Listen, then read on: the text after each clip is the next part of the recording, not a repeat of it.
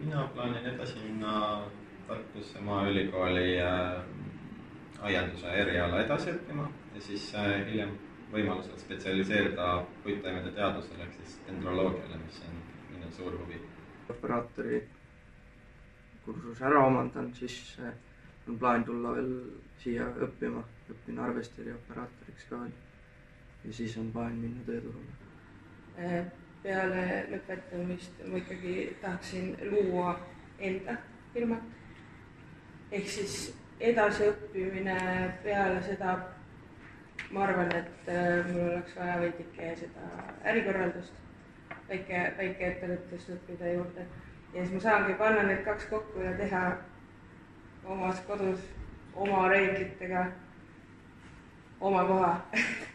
No sellepärast, et kui ma õpin koolijuhtimist siin keskastmes ehk siis nii-öelda kutsebaasil, siis kuna Eestis on väljund minna ka Eesti Muusikaakadeemiasse, siis ma saan sellel samal erialal omandada kõrgharidust nii bakalaureuses kui magistris kui doktoris. Mina olen sellega rahul, et ma sain keskharidusele ja sain ka eriala korraga alla. Ja mul on ka võimalus minna ülikooli edasi, sest et ma tegin keskkooli need eksamid kõik. Ehk mul on eriala, mul on keskharidus ja mul on võimalus ka minna ülikooli edasi. Minul on kindlasti plaan edasi õppida ja ma räägin, mul oli selles suhtes, kui ma tulin põhikoolist siia, siis ma lõpetasin 4. liitega. Koolist oli ainukene see suund, et mine gümnaasiumisse ja siis ma võtsin selle otsuse, et ma tulen siia ja ma lähen edasi ka. Nii et ma lähen edasi ka. Ja plaan on minna ülikooli siis peale lõpetamist. Ja eks ta selles suhtes võin öelda, et ta on keerulisem selle koha pealt, et ma pean rohkem ise tegema, kuna meie üldharidusainete hulk on kõvasti väiksem kui üldhariduskoolidel, siis mul lihtsalt tuleb kõvasti endal ise rohkem õppida juurde aineid, milles ma tahan eksamit teha. Aga ma usun, et see on täiesti teostatud taavasi.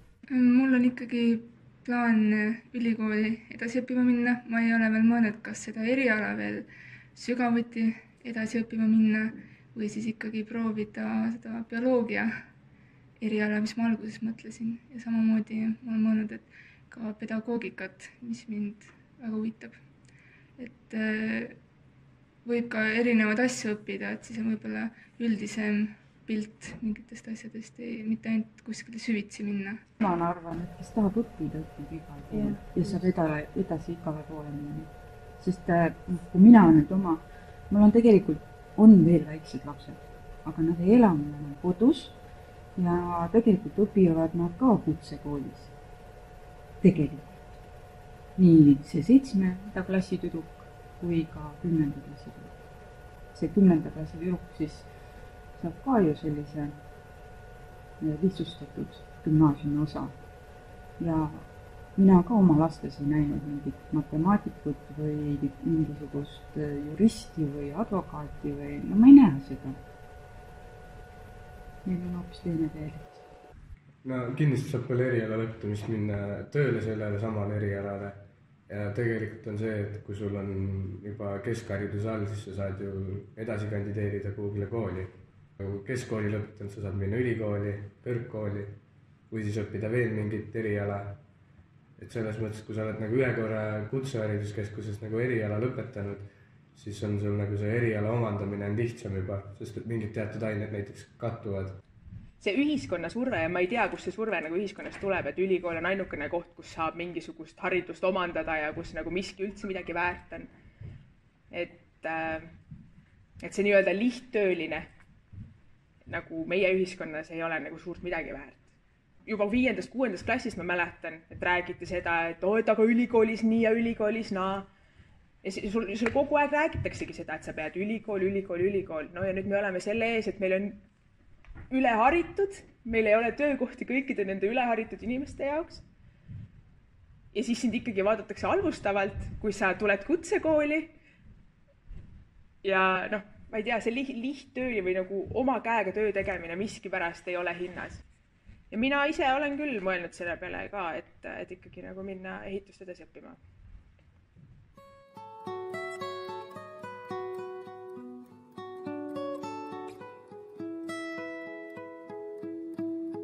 kui kui keegi kooli ära katkestab nii-öelda kutsekooli, siis seal enamasti on nii-öelda 2 valikut, et kas siis õpilane ise ei viitsi või tal ei ole huvi selle vastu ja sellepärast siis nii-öelda langetakse või minnakse ära. Ja siis teine asi on see, et lihtsalt ei ole nii-öelda soovi selle eriala peal õppida, et tal ei meeldi see eriala. Et sellepärast minnakse ära. Katkestatakse põhiliselt, et tullakse siia teatud ootustega, aga siis tuleb mingi hetk selgub, et reaalsus ei vasta ootustele ja siis kuhu ma olen sattunud. Aga inimesed, kes tulevad siia reaalselt omast huvist, need ikka viivad enamasti asja lõpuni ja nendest saavad tulevikus enamasti ikka tegijad inimesed. Ma arvan, kuna nii paljud tulevad noorena 15-16 aastasena, siis neid hirmutab, et järsku nad peavad ise hakkama saama, ise süüa tegema, pesu pesema, poes käima, et see, ma arvan, hirmutab neid esimesel kursusel järsku ära ja siis võib-olla kuidagi neid toetada. Ja samuti, ma arvan, alguses on mõndadel prioriteedid, teised töö või sõbrad, aga ma arvan, see ajaga muutub ja siis nad tulevad tagasi. Mina isiklikult leian, et suur osa katkestamistest lähtub ka sellest vanusest. Ongi see sama asi. Ma ei ole kindel, mida ma tahan teha. Alati kõikidel on avalikustatud need kutseõppestandardid. Ma soovitan seda läbi lugeda siis enne valiku tegemist. Ma arvan, et võib-olla ei ole asi mitte selles, et kui huvitavad asjad on. No jah, võib-olla tõesti on mingid asjad, mis nagu lähed, eks ole, õppima ja avastad tõesti, et ei ole minu ala. Seda iseseisvat tööd päris korralikus mahus, et jõudma seda väljaspool kooli teha. See võib ka olla, et tegelikult nagu eriala nagu meeldib, aga siis on umbes selline tunne, et kas ma jõuan ja kas ma ikka olen nagu tasemel ja sellised hirmud ka ilmselt. Võetakse kuidagi selline, ma lähen ja proovin, et äkki mulle meeldib. Aga ei vaadata võib-olla nii süvikuti seda eriala, mis seal täpsemalt tehakse. Me ei nagu vaadata mingisugused ühiseid joodi, kas mulle meeldib metsas, kas mulle meeldib füüsiline töö, kas mulle meeldib lume sees sumbata talvel. Et sukest asju ei vaadata, et mõeldakse, et on tore metsatöö, lähme teeme, aga tegelikult sa pead lihtsalt natuke ennast valmis seadma selle jaoks. Et mõelda on tore lihtne, eks, aga tegelikult on natuke raskem. Mitte päris konti murda, aga mõni ei saa sellega hakkama lihtsalt. Ma saan aru, et nad on noored, et ei olegi elukogemust. Ja selles suhtes nagu kutsekool tegelikult on nagu koht, kust sult ikkagi nõutakse. Et ka see arusaam, et ma lähen kutsekasse, et keegi must nii midagi ei taha seal, et teen üle mis iganes. Et see tegelikult ei vasta tõele. Et võib-olla on see, et neil ei olegi seda eelnevat kogemust, nagu töökogemust, et nad peavad midagi tegema. Ja tegelikult kutsekoolis selles suhtes on topelt raske, kui sa veel teed oma üldharidust sinna juurde ja sa veel omandad kutset ka. Et müts maha nende noorte ees, kes seda jaksavad ja teevad. Et mina leian küll, et lihtsalt nad võib-olla eeldavad, et on kergem kutsekoolis, kui oleks gümnaasiumis. Et gümnaasiumis nad saavadki ennast läbi vedada. Siin loomulikult aidatakse ka ja käiakse ikkagi nagu, et utsitatakse, et tule ikka tund ja tule ikka tee oma praktiliselt tööd ära. Aga ma arvan, et on lihtsalt see, et ei ole nagu seda töökultuuri. Ma arvan, et neil on nagu elus lihtsalt keeruline periood, et noorus ja see noorusaeg, et kõik saavad meheks ja naisteks. Ma arvan, et see elu ikka. See on mentaliteet. Nad tulevad siia eeldusega, et siin on lihtsam saada hakkama. Nad ei taha minna gümnaasiumisse. Vaata, gümnaasiumisse lähevad need, kes tahavadki tõesti nagu seda kõrgemat keskharidust saada. Siin saab natukene lahjama keskhariduse, aga sellest piisab. Aga tuldaksegi suure põhimõttega siia, võetakse mingisugune eriala, mis neid ei huvita ja üritavad lihtsalt see 3 aastat ära olla, et saada see kutse keskharidus. Aga siis vaatavad ikkagi, nad ei viitsi ja võtavad paberid välja.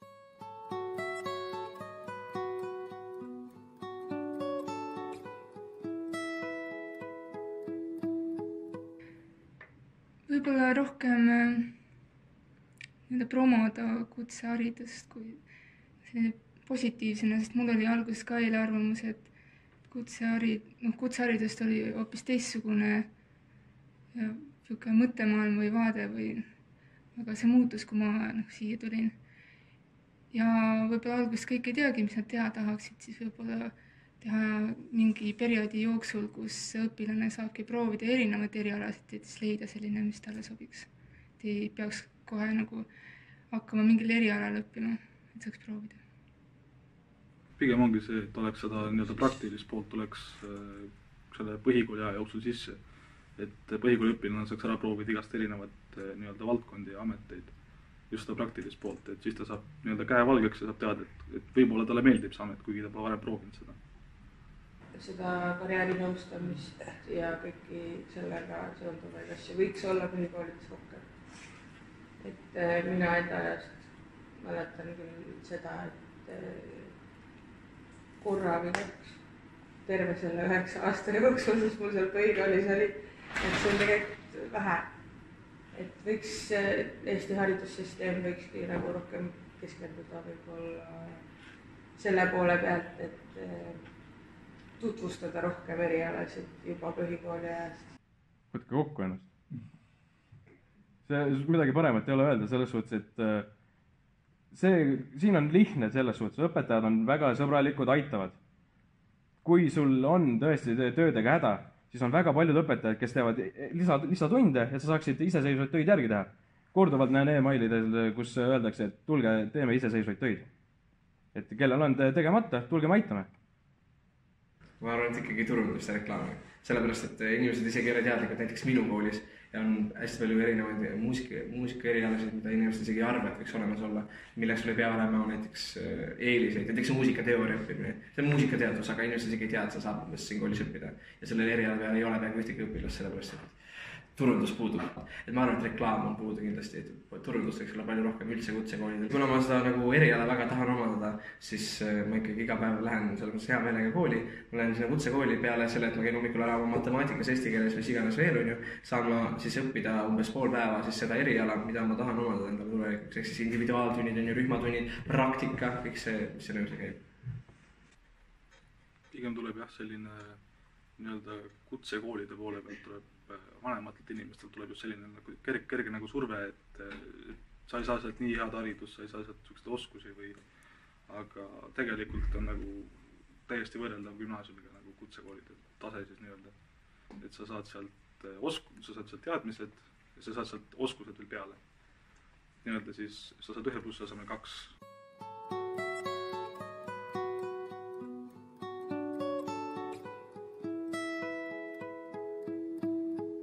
Kui ma lõpetasin gümnaasiumi 2008, siis enne seda kutsekoolist kui sellisest ma tunnen, et siiamaani kutsekoolidest räägitakse väga halvustavalt. Sa käid kutsekas, see on nii nõme, et umbes sa ei õpi seal mitte midagi. Ja siiamaani ma tunnen ka oma sõprade poolt, et kohati tuleb seda, et miks sa kutsekasse läksid. Et miks sul on vaja mingisugust kutseharidust saada. Et kui ma ülikooli läksin, valisin endale väga sükse pedagoogilise eriala, et olen eripedagoog. Ja valisin selle sellepärast, et tegelikult idee oli saada noorsootöötajaks. Aga kuna ülikool ei vastanud üldse minu ootustele, see, mis oli kirjas ülikooli kodulehel, see reaalsuses minu jaoks ei juhtunud. Ma tegin selle ülikooli läbi väga suurte raskustega, väga suurte traumadega, tundsin ennast väga alandatuna ja siiamaani ma tunnen ennast halvasti, et minul ei ole ülikooli kohta selles suhtes, jah, paar sükest toredat õppejõudu olid, aga kes põhilised olid, et nemad ongi väga teoreetiline, mina olen praktiline inimene, mul on vaja kohe teha, kui ma midagi loen, õpin, ma tahan kohe selle oma käega läbi teha. Ma ei tea, miks see kutsekool on ühiskonnas väga nii taunitav, et inimesed isegi julge öelda, et nad kutsekoolis käinud on.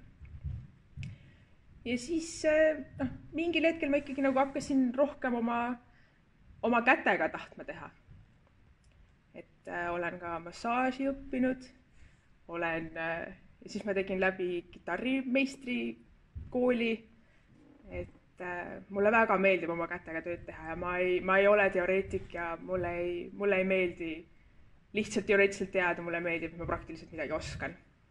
Ja see valik sellepärast tuligi, et ma lihtsalt tahtsin õppida veel midagi praktilist, mis annab mulle võimaluse töötada ükskõik kus kohas maailmas. Minu ajal üldhariduskoolis oli ikkagi väga selline tuupimine, puhtalt tuupimine.